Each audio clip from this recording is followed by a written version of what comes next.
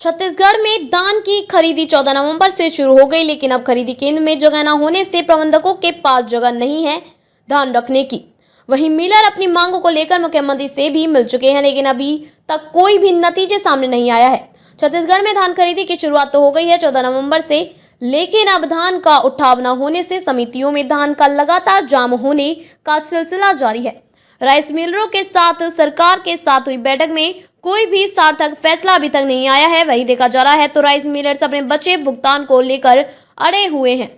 कुछ दिन पूर्व मुख्यमंत्री के साथ राइस मिलरों की बैठक भी हुई थी, लेकिन उसके बाद भी अभी तक राइस मिलर द्वारा धान का उठाव नहीं किया जा रहा है, जिससे समितियों में लगातार धान का ढेर लगते जा रहा है, जिससे जगह न होने के कारण समिति प्रबंधक अब धान खरीदी न करने की बात कर रहे हैं। वहीं समिति प्रबंधकों के द्वारा कहा गया कि 14 नवंबर से धान खरीदी में शुरुआत की गई है, लेकिन मिलरों का अभी तक मिलरों के द्वारा पंजीयन नहीं किया गया है।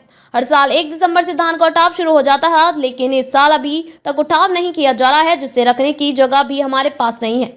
राइस मिलर के द्वारा कहा गया कि मिलर्स का करोड़ रुपए बकाया हुआ है। मिलर्स का भुगतान 2 साल से नहीं हुआ है।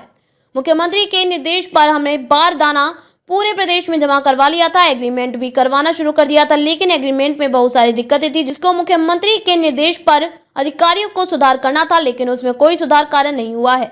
और 22 व 23 का 60 रुपए के हिसाब से जो भुगतान नहीं हुआ था, उसका भी कैबिनेट में कुछ हुआ है, जिसके कारण मिलर की आर्थिक स्थिति खराब है। जब तक मिलर की आर्थिक स्थिति नहीं सुधरती, तब तक मिलिंग कार्य करने में असमर्थ है। इसलिए इसी कारण मिलर से धान खरीदी नहीं कर पा रहा है। केंद्रों में जो जाम की स्थिति है, उठाव नहीं हो रहा है, इसका कारण क्या है, क्यों नहीं उठाव हो रहा है?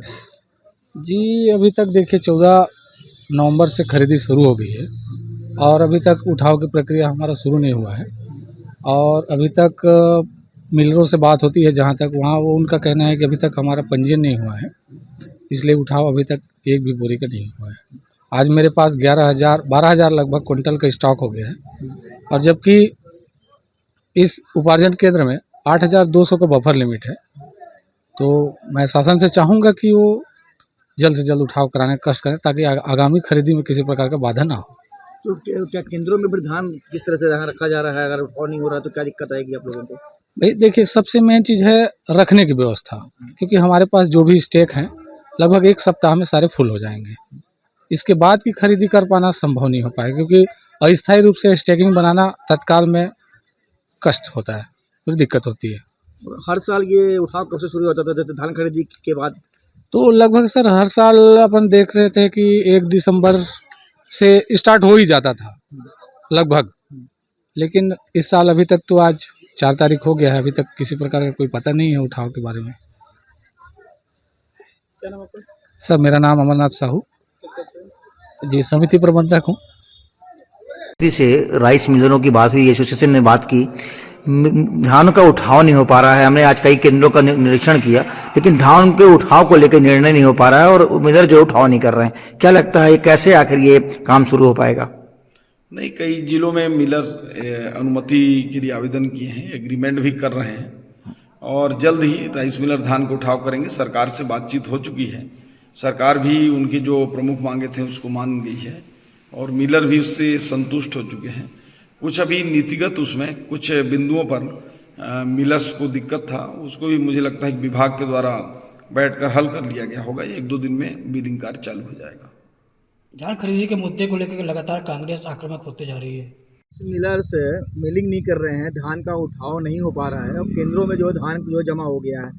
मुख्यमंत्री से आखिर बातचीत हुई थी, तो इस पर निर्णय क्यों नहीं हो पा रहा जब सभी मांगों पर सहमति बन गई? मिलर्स का पूरे प्रदेश में करोड़ों रुपए बकाया है। मिलर्स को 2 साल का भुगतान नहीं हो पा रहा है।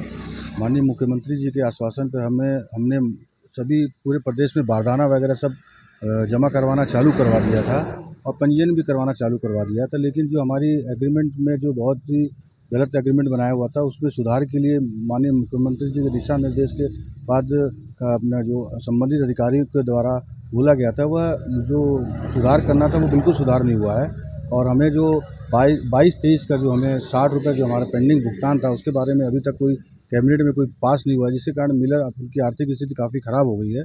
जब तक ये भुगतान प्राप्त नहीं हो पाता, जब तक मिलर की आर्थिक स्थिति खराब होने के कारण वह किसी प्रकार का कस्टम कार्य नहीं कर पाता। सभी मिलर कस्टम मिलिंग का कार्य करना चाहते हैं, लेकिन भुगतान संबंधी बहुत बड़ी समस्या मिलर के सामने खड़ी है, इसलिए वह किसी भी सोसाइटी से धान वगैरह का उठाव नहीं कर पा रहा है।